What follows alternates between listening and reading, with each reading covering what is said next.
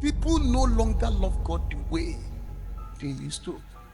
At one point in your life, there was a time everything about God gives you concern.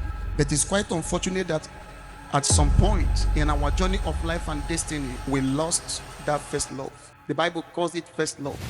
And there is something about first love. First love is always genuine. The problem I'm seeing in church today is not that we don't love God. We love Him, but we have lost that first love we have towards Him.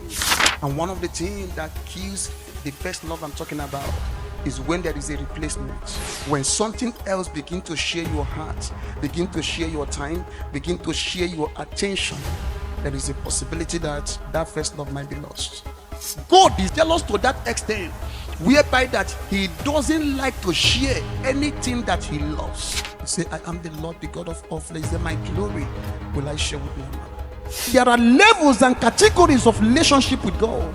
We have children of God. We have men of God. It's another higher category of relationship with Him.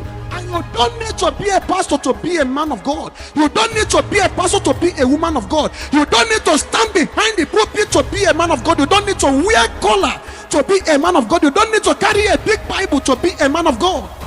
The steadiness of your communication with Him that determines the levels of relationship with Him. Now, apart from being a man of God, there is another higher level of association with God we call friendship.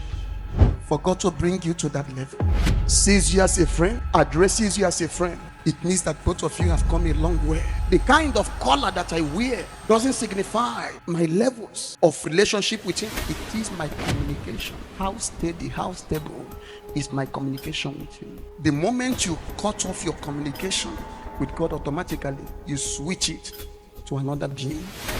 There is something about God's jealousy that I will teach you today.